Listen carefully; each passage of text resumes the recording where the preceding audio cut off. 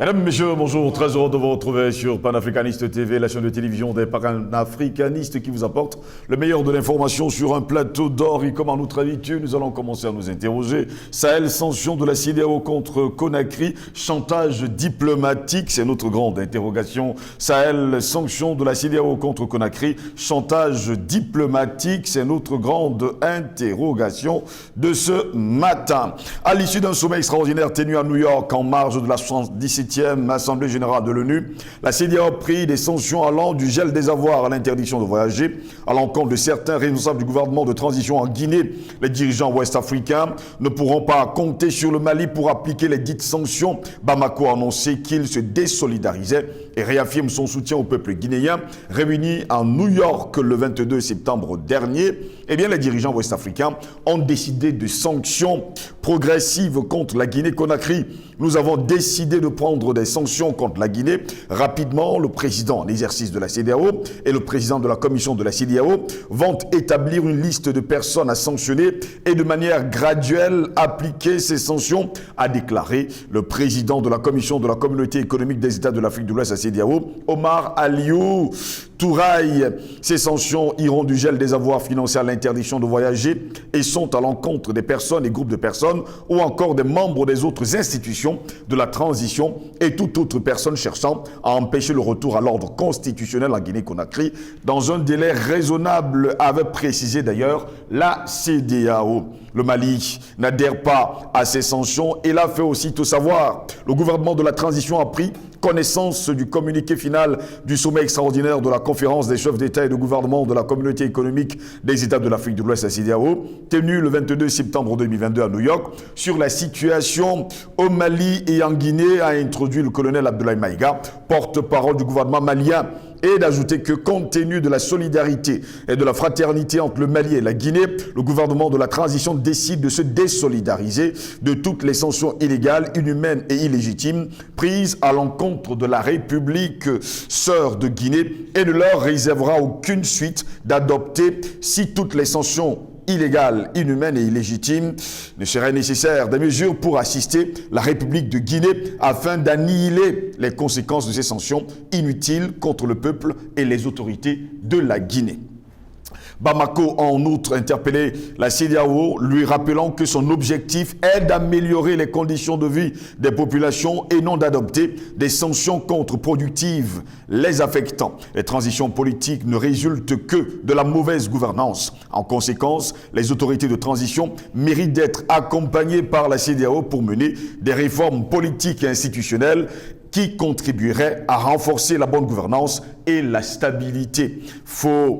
Fait savoir également les autorités de transition malienne qui réitèrent leur solidarité indéfectible et son ferme soutien au peuple frère et au gouvernement de la République de Guinée dans leur engagement à jeter les bases d'une refondation de l'État guinéen à travers des réformes politiques et institutionnelles nécessaires à un retour apaisé, crédible et sécurisé à un ordre constitutionnel normal. Cette opposition de Bamako peut être perçue comme un retour d'ascenseur. On se souvient en janvier 2022, lorsque les sanctions de la CEDEAO frappaient le Mali, Conakry s'était lui aussi désolidarisé, les jugeant disproportionnés. Le Comité national du Rassemblement pour le développement, dirigé par le colonel Mamadi Doumbouya, avait alors indiqué que les frontières terrestres, aériennes et maritimes de la Guinée resteront ouvertes au Mali. La solidarité entre les deux pouvoirs ne font donc aucun doute. Les deux dirigeants Mamadi Doumbouya et Assimi Goïta se sont d'ailleurs rencontrés en marge du 102e anniversaire de l'indépendance du Mali et ont plus que jamais affiché leur affinité. Voilà pourquoi nous nous interrogeons encore ce matin. Sahel, sanction de la CEDEAO contre Conakry, chantage diplomatique. En tout cas, c'est notre grande interrogation. Et pour répondre à nos questions, nous sommes avec le docteur Yambintimba Dominique qui est avec nous ce matin. Docteur Yamtimba, bonjour, bienvenue à vous. Bonjour, monsieur Goss. Comment allez-vous? Ça va, je vais bien. En plus, il fait beau temps aujourd'hui. Il fait beau temps aujourd'hui et nous sommes très heureux de vous avoir sur le plateau de Panafricaniste TV. Vous êtes au courant justement des sanctions de la CEDEAO contre la Guinée-Conakry. Je vous pose la question de but en blanc. Est-ce un chantage diplomatique? C'est une menace internationale.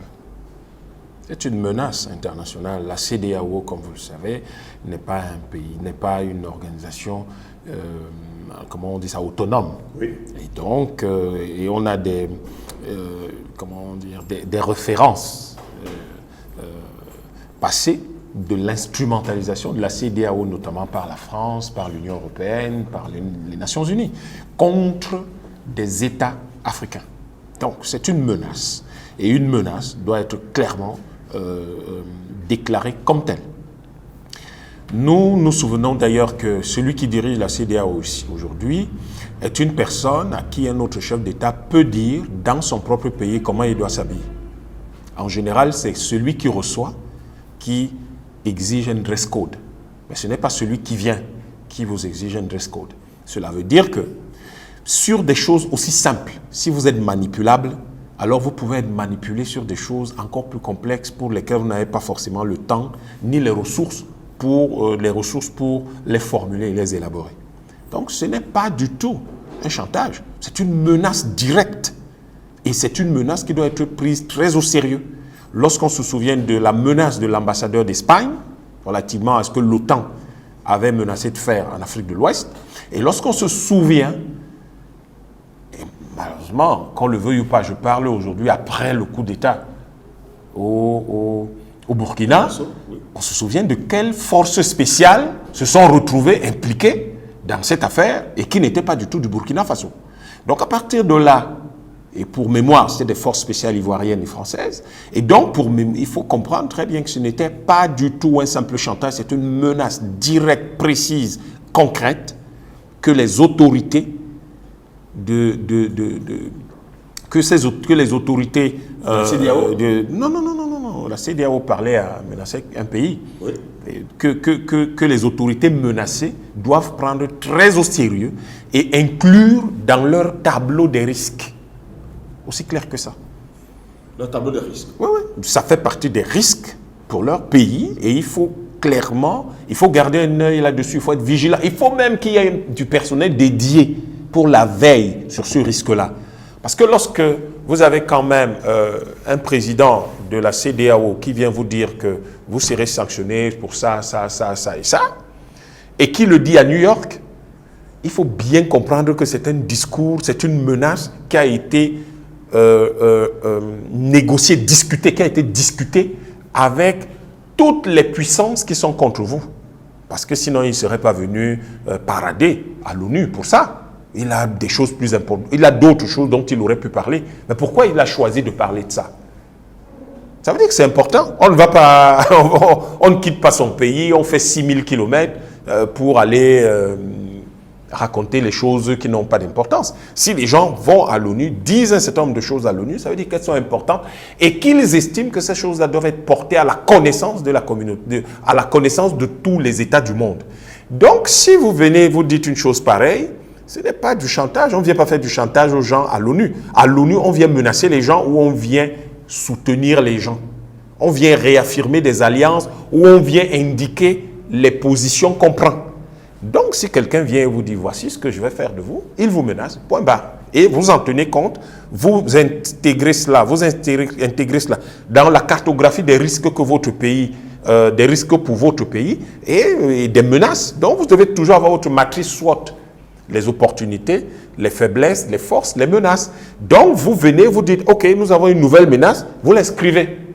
Et quand vous sortez de votre matrice SWOT, vous avez maintenant la cartographie des risques des risques du pays et vous intégrez ça là-dedans. Et en fonction de l'importance que vous donnez à un tel risque, vous y dédiez du personnel qui peut être militaire et civil, qui peut être du personnel universitaire, des chercheurs ou pas. Jusqu'à preuve de contraire, est-ce que la CEDEAO est dans son rôle finalement? Parce qu'il faut quand même dire que les autorités maliennes ont rappelé à la CEDEAO qu'elle a pour rôle de protéger les populations et non pas de les appauvrir ou de les paupériser. Le problème que nous avons, et c'est peut-être l'une des interrogations fondamentales de cette 77e Assemblée générale, c'est celui que pose le Premier ministre malien. Mais il faut qu'il soit clairement rappelé aux fonctionnaires qui ne sont pas des hommes d'État. Il n'y a pas un État qui s'appelle l'ONU. L'ONU, c'est une organisation internationale, sans plus. C'est des fonctionnaires internationaux qui y sont, ce n'est pas des hommes d'État. Un ministre peut être un homme d'État dans son pays, même si vous êtes secrétaire général de l'ONU, vous ne l'êtes pas. Vous ne l'êtes pas.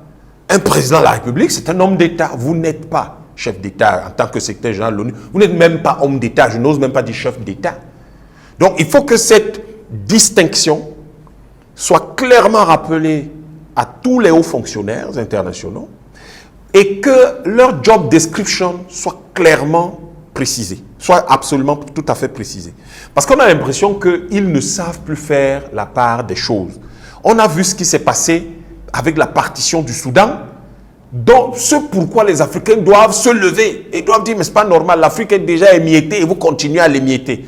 Quitte à ce qu'à l'intérieur, on réorganise les choses de façon harmonieuse.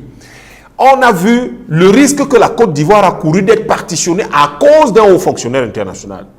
On a vu le Mali qui risquait d'être partitionné à cause de l'incompétence notoire, manifeste de la MINUSMA, dirigée par un fonctionnaire international, décidée et coordonnée par des fonctionnaires internationaux.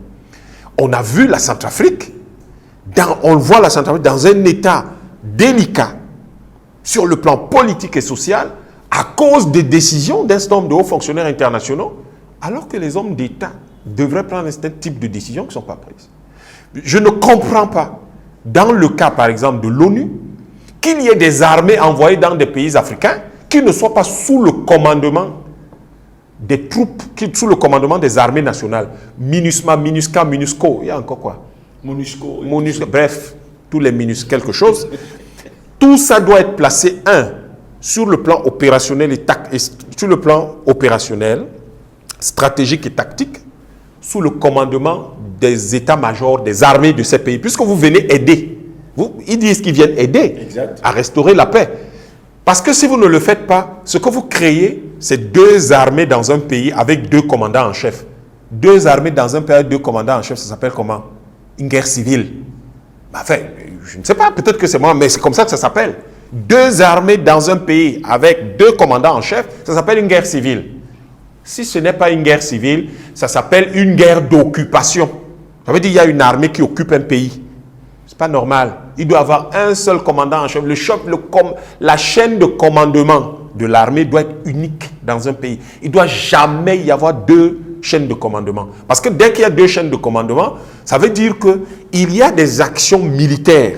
C'est-à-dire qu'il y a l'usage de la force qui peut être faite par un certain nombre de personnes sans que le président de la République n'ait validé ça. Or, pourquoi un État existe-t-il? C'est le monopole de la violence physique légitime. Alors, si le monopole de la violence physique légitime échappe à l'État, ça veut dire qu'il n'y a plus d'État.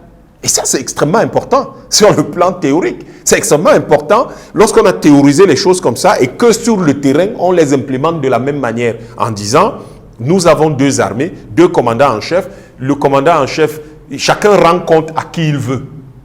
Non. Et les ressources mises à la disposition des MINUS, etc., de ces missions des Nations Unies, doivent être gérées par le président de la République. Il ne peut pas y avoir deux ordonnateurs budgétaires dans un pays. Ce n'est pas possible. Vous ne pouvez pas avoir l'ordonnateur suprême qui est le président de la République et vous avez un type qui est l'ordonnateur suprême de quelque chose, d'une autre armée, qui échappe au commandement du président de la République. Ça n'a pas de sens. Pire, lorsque cette armée-là a parfois jusqu'à 10 fois plus de ressources que l'armée que commande le président. Tel est le cas en Centrafrique, tel est le cas au Mali. C'était le cas au Mali avant que les colonels ne commencent à restaurer tout ce qui se restaure aujourd'hui. On se souvient que l'année dernière, le budget de la défense au Mali n'atteignait pas les 500 milliards. Or, celui de l'ONU, celui de la MINUSMA, oui, dépassait largement le milliard de dollars. Donc, c'était supérieur à ça. En Centrafrique, c'est encore pire. Où on a la MINUSMA avec 1 milliard 200 millions de dollars, alors que le budget de l'armée centrafricaine n'atteint pas 200 millions de dollars. 6 fois plus. Est-ce que c'est acceptable, ça? Ça veut dire que vous avez un commandant en chef qui est censé être le garant du monopole de la violence physique légitime, qui est le président de la République, le chef de l'État. Oui. Mais les ressources dont il dispose sont 6 fois inférieures aux ressources dont dispose un autre commandant en chef d'une armée que lui, le président de la République, ne contrôle pas. Mais ça veut dire qu'en réalité, si on veut le renverser, on le renverse facilement. C'est aussi simple que ça. C'est des choses inacceptables. À partir de cela, vous comprenez que quand la CEDEAO, sachant que cette situation arrangeait ses propres patrons qui ont bouffé. Vous vous souvenez de l'affaire des 46 militaires? Ce n'est pas à moi de vous dire ce que c'était. L'affaire des 46 militaires avec finalement les chaînes de marché et de profit, d'intérêt qu'on a découvert. Vous voyez bien que les gens ont intérêt, la CEDEAO a intérêt à menacer le Mali, la Guinée et tous ces gens-là. Parce que vous êtes en train de briser des réseaux d'intérêt qui leur servent mais ne servent pas vos populations, alors que le rôle premier de la CEDEAO devait être résumé dans ce qu'on appelle dans le panafricanisme les 5 verbes de Boganda. Se loger, se nourrir, se vêtir, s'éduquer, se soigner. La CEDEAO fait ça? Non. Vous avez entendu la CEDEAO se préoccuper de savoir si les enfants maliens ont mangé, les enfants guinéens ont mangé ou ceux du Burkina Faso ont mangé? Jamais. Vous avez même entendu la CEDEAO même le siège à Abuja. Vous les avez entendu se soucier de ce que les enfants d'Abuja vont tous à l'école, alors que le siège est là? Pas du tout. Ils s'en foutent. C'est des fonctionnaires internationaux qui n'ont pour seul objectif que de se reproduire. Finalement, il sert à quoi? Je pose justement cette question. En tant qu'organisation technique, la CEDEAO aurait pu servir à quelque chose. Mais elle a été dévoyée complètement parce que, malheureusement, nous avons dans la plupart de nos... D'abord, les pays sont sous le néocolonialisme. Les pays d'expression anglaise, les anciens pays comme le Nigeria, le Ghana, etc., ont tendance à dire non, nous ne sommes plus, nous sommes des pays libres. Mais ils ne le sont pas. Comment le Ghana peut-il être libre et transformer à peine son cacao? Et il dit qu'il est libre. Il est libre avec quoi? Le Nigeria dit qu'il est libre. Il est libre avec quoi? Il n'y a même pas de carburant. Alors qu'ils sont le premier producteur de pétrole brut en Afrique. Vous pensez qu'il peut y avoir des pénuries en Arabie Saoudite? Il peut y avoir des pénuries dans les pays qui transforment la capacité de transformer eux-mêmes leurs matières premières. Le fond du problème n'est pas ce que vous déclarez. Le fond du problème est ce que vous êtes capable de faire et qu'on vous voit faire. Voilà pourquoi on pense qu'aujourd'hui, le Nigeria est en train probablement de conquérir en vrai sa liberté, grâce justement au fait qu'on a des investissements là-bas maintenant, privés certes, mais soutenus par l'État, qui vont permettre à ce pays-là de s'affranchir de la dépendance de l'importation des produits raffinés. Peut-être que c'est ça. Mais de manière générale, tous nos pays sont en réalité sous le joug du néocolonialisme et certains ne veulent pas l'accepter, mais bon, chacun fait comme il veut. Mais c'est ça la vérité. Et le drame veut donc que finalement, c'est pour ça que vous voyez que les communiqués de la CEDEAO se ressemblent et se succèdent. Parce que s'il y avait un seul pays libre là-bas, il aurait rappelé depuis à la CEDEAO d'arrêter cette espèce de jeu de cours de récréation qui est venu faire les jeux des adultes. Et les jeux des adultes, c'est est-ce que les enfants ont mangé? C'est ça la préoccupation des adultes. Les adultes ne sont pas là pour se préoccuper de qui sera le premier, c'est-à-dire les élections. C'est ça qui les intéresse. Les adultes se préoccupent de savoir est-ce que les enfants ont mangé? Est-ce que la maison, il y a une maison où ils dorment? Est-ce qu'ils vont à l'école? Est-ce qu'ils peuvent se soigner? Voilà les préoccupations des adultes au quotidien. Les préoccupations des adultes ne sont pas de dire c'est moi qui marque le premier but. Donc c'est moi qui vais être élu, c'est moi qu'on va élire. C'est pas ça la préoccupation des adultes. Ça se fait dans le monde des adultes naturellement.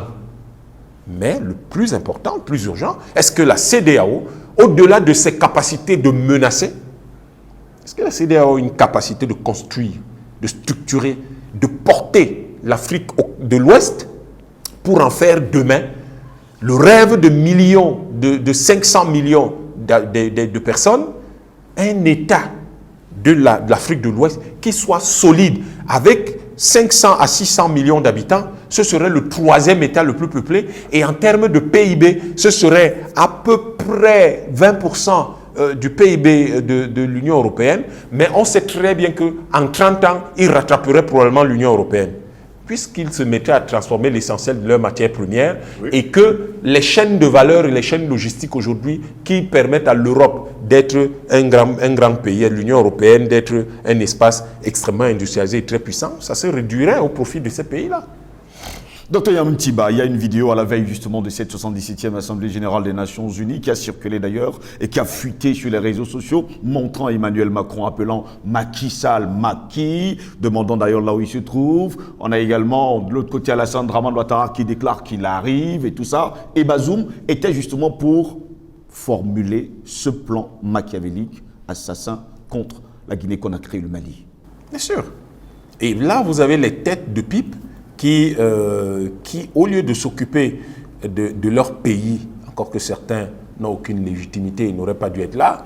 Mais ces gens-là, au lieu de s'occuper un peu de leur pays, dans le cas du Niger, avoir le même niveau de vie que le Turkménistan, etc.,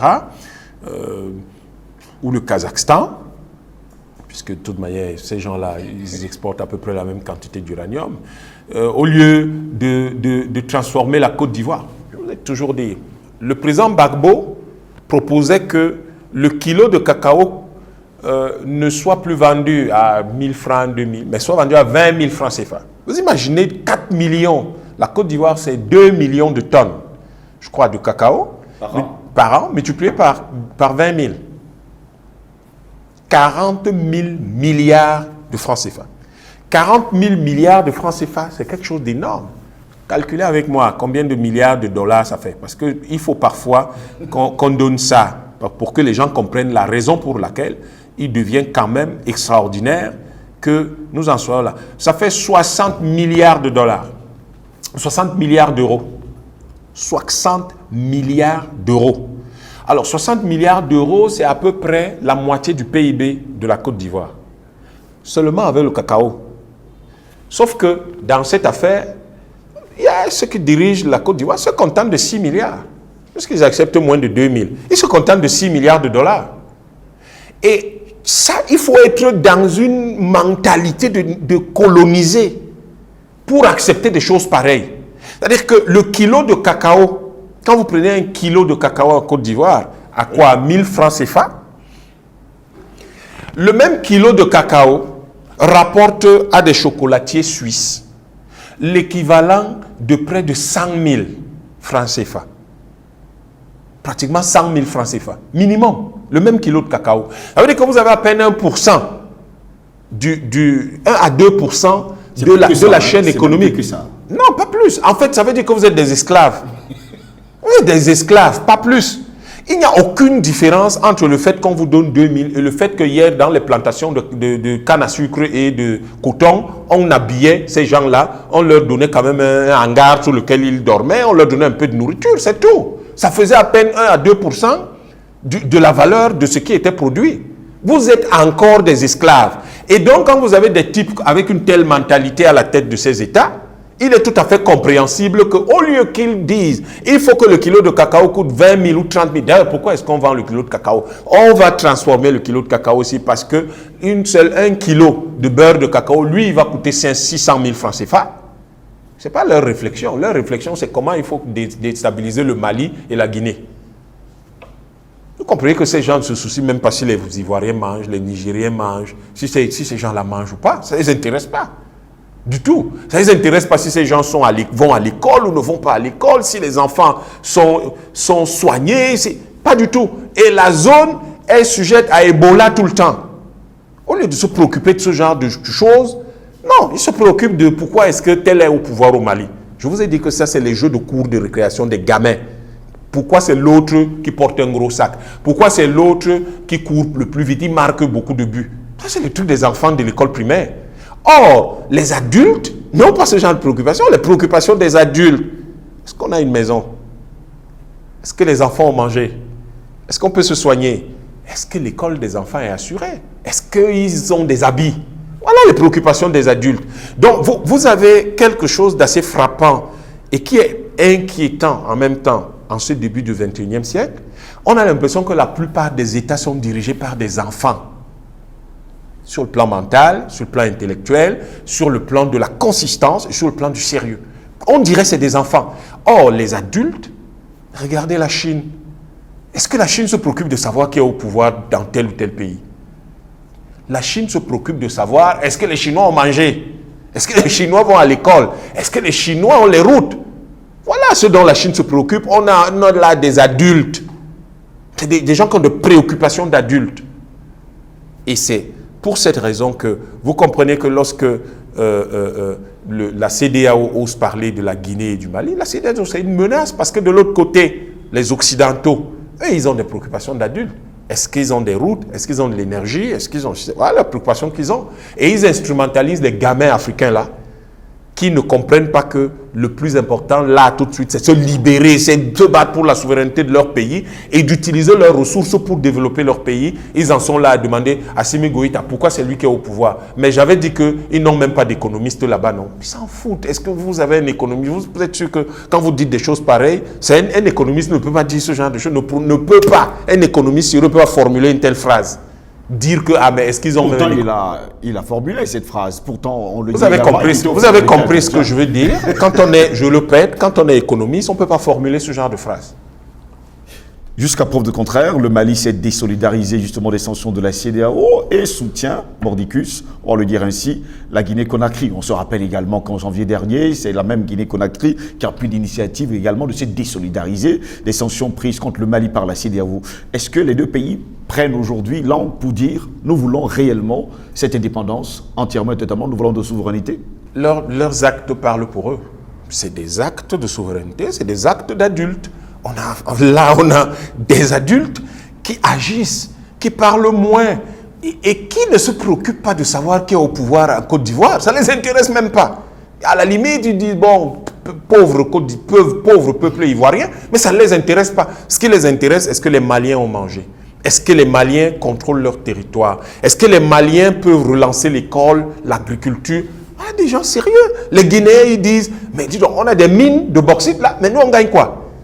Comment on fait pour que ça puisse développer le pays? Parce que les mines de bauxite de Guinée peuvent permettre à ce pays d'avoir aujourd'hui un PIB de 1500 à 1800 milliards de dollars. Alors, qui est équivalent du PIB de l'Espagne? Seulement les mines de bauxite.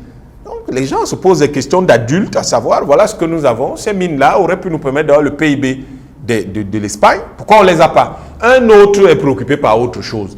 Et on comprend donc que cette solidarité-là d'adultes, cette fois-là, permet justement de poser les questions de fond et de ne pas refuser d'être mêlé à des jeux de cours de récréation. On dit, ah non, nous, vraiment, on se désolidarise de vos choses parce que nous avons des préoccupations beaucoup plus importantes et des préoccupations fondamentales qui prennent notre temps, nos ressources, notre énergie, l'intelligence que nous avons parce que nous avons des peuples à nourrir. Tout ce que nous leur demandons, nous, pour en rajouter un peu parce qu'ils en sont capables, c'est de leur dire, au fur et à mesure, dans le même mouvement, qu'ils développent une certaine une union qui peut aboutir à un embryon d'État continental africain, la Guinée, le Mali, le Burkina, et j'espère demain le Niger, le Cameroun, le Tchad, la RCA.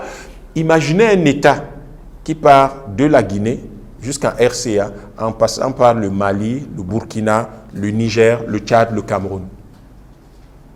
Et c'est incroyable, hein? C'est un embryon extrêmement solide pour les futurs États-Unis d'Afrique. Nous devons nous battre pour en arriver là. Nous devons être déterminés dans ce que nous faisons et imaginer que le monde dans lequel nous sommes, notre préoccupation à nous ne doit pas être d'insulter les gens, de nous préoccuper des gens. Parce qu'en fait, plus nous passons le temps à nous occuper de leurs affaires, ils croient que nous n'avons rien à faire chez nous. Donc, nous occuper de nos choses.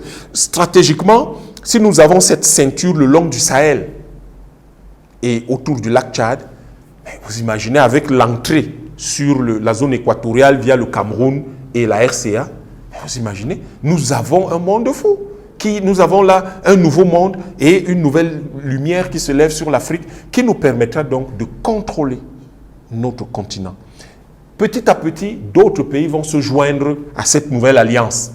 Nous devons aller dans ce sens. Et la CEDEAO, croyez-moi, n'aura plus rien à dire. Et comme personne ne répondra à ces injonctions et à ces menaces, et qu'on aura formulé une réponse au risque que la CEDEAO représente, une réponse efficace, eh bien, à ce moment-là, personne ne leur répondra et on ira de l'avant. Pour sortir de cet entretien, ils sont nombreux les Africains qui demandent la dissolution de la CEDEAO, de l'Union africaine et de toutes ces organisations sous-régionales qui, jusqu'à preuve du contraire, n'ont pas fait leur preuve. Mais je vais vous dire une chose. Ne demandons rien. Agissons. Le G5 Sahel est où? Est-ce que le Mali a eu besoin de bavarder longtemps? Le Mali a dit j'en sors, point. Ça n'existe plus. Enfin, sauf si des mélancoliques d'un passé bizarre essaient de ressusciter ça, mais vous voyez que ça n'existe plus.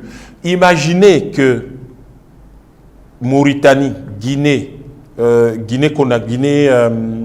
Guinée-Conakry, oui, Guinée-Bissau, c'est ça la CEDEAO. Mauritanie, Guinée-Conakry, Mali, Burkina, Niger, Tchad, disons Niger, puisque le Tchad n'en fait pas partie, ne soient plus dans la CEDEAO. Elle peut continuer à exister, mais ce ne sera plus jamais la même chose. Et il est évident que si ça se produit et que les autres voient le bénéfice du fait que ces 4 pays soient dans une certaine prospérité, une bonne stabilité, de la sécurité, dans une relation profitable avec l'Algérie, qui est juste leur permet d'accéder à la Méditerranée et qui est déjà suffisamment plus avancé sur le plan économique, technologique et scientifique, et que tout se passe bien pour ces pays, j'ai beaucoup de mal à croire que vous n'allez pas commencer à entendre les peuples dire « mais vraiment, ce qu'on voit là-bas a du sens et il faut qu'on rejoigne ces gens-là ». Or, la condition pour les rejoindre, ce sera que vous ne faites plus partie de la CEDEAO parce qu'on ne veut pas d'éléments perturbateurs. Aussi simple que ça. Exactement comme par exemple en Afrique centrale, on est en train de se battre pour créer, fusionner CEMAC et CEAC. Après, on n'entendra plus parler de CEMAC. Aussi simple que ça. Et si la CEAC s'amuse, la nouvelle CEAC prend la configuration actuelle de la CEDEAO, les peuples vont leur dire non. Ce n'est pas ce qu'on veut. Ce qu'on veut aujourd'hui, c'est une CEAC qui prend la configuration d'un État, l'État d'Afrique centrale. Mais si vous voulez faire la CEAC, qui est une CEAC, qui est un syndicat de chefs d'État, ça ne marche pas. Alors dans ce cas, vous cédez la place, on va construire ça. Quoi qu'il en soit, le mouvement 10 000 élus panafricanistes qui est en marche va, puisque son objectif est simple, sa mission est simple, prendre le contrôle politique du continent. Ce mouvement-là, lui, il va aller dans ce sens. Et comme il a sa première étape 2023-2028, pour avoir ces 10 000 élus, peut-être n'aura-t-il pas la totalité des 10 000 élus. Mais ce mouvement va, avec les élus qu'il pourra faire, dans tous les pays d'Afrique, pousser dans ce sens-là. Il est temps de passer de la parole à l'action. Merci à vous, Dr Yamtimba Dominique, d'avoir été les nôtres ce matin. C'est moi qui vous remercie. Mesdames, Messieurs, c'est ici que s'achève cette autre édition de Parole panafricaniste sur Panafricaniste TV. C'est votre chaîne de télévision. Au plaisir de vous retrouver très prochainement. Bonne journée à toutes et à tous.